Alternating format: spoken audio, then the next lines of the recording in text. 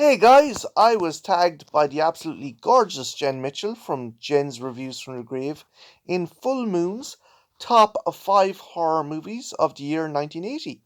And my first pick is going to be Without Warning. This is essentially Predator before Predator. It came out in 1980, obviously, 7 years prior to the Schwarzenegger action year sci fi classic. The premise is essentially the same. You have an alien hunter coming down, picking off people one by one. It has a very cool, interesting cast: Jack Palance and Martin Landau, who have to take on said alien. And the funny thing and the interesting bit of trivia is yes, this came out 7 years prior to Predator, but the guy who played the alien in this movie is actually the Predator himself, Kevin Peter Hall. Yes, before he donned the dreadlocks and plasma caster, he was an alien hunter.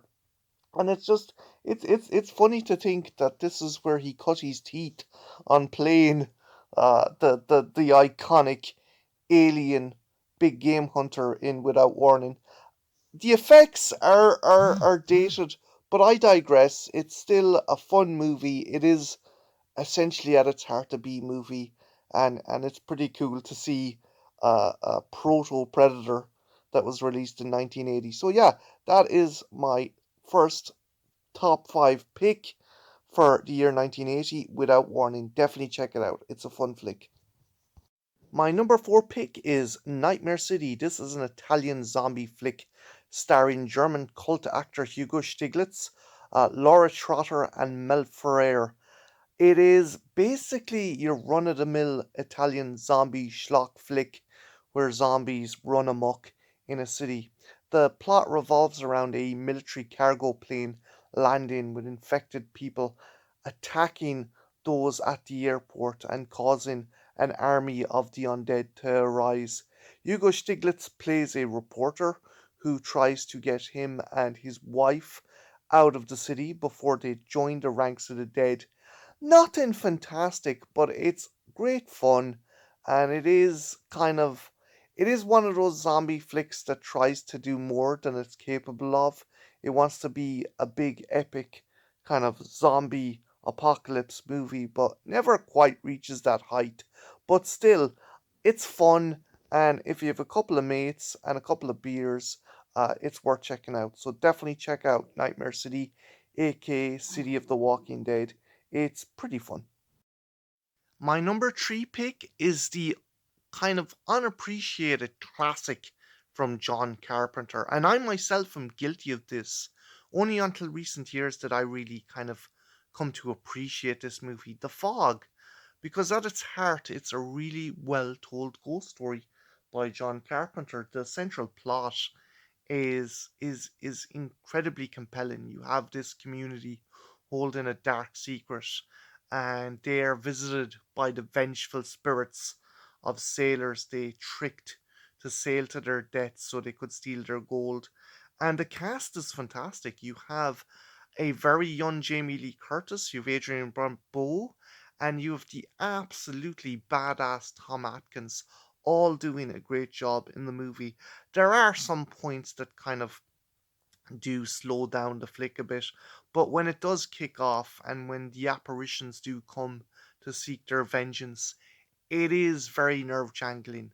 Particularly one scene in the morgue featuring Jamie Lee Curtis. I remember that always used to get me as a kid. But if you get a chance, definitely check out The Fog. It is at its heart a really well told ghost story, and I think one of the diamonds in the rough from the back catalogue of John Carpenter. My number 2 pick is the absolute headfuck of a movie from Ken Russell, Altered States. This movie is horrific, bizarre, and fantastic in equal measure, and it stars William Hurt as a scientist trying to unlock the mysteries to the human mind and human evolution using a deprivation tank, a sensory deprivation tank.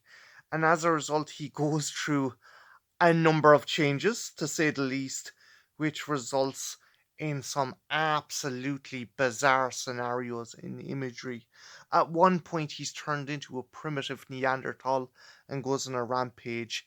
And on another point, he reaches a higher plane of existence where he sees what could possibly be God or the Creator himself on a cross with a goat head with multiple eyes. This movie is an absolute trip and leaves you asking more questions than it answers.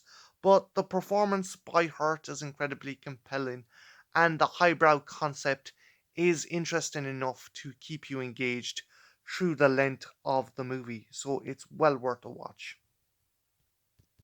And my number one pick has to be Cannibal Apocalypse. This movie kicks arse.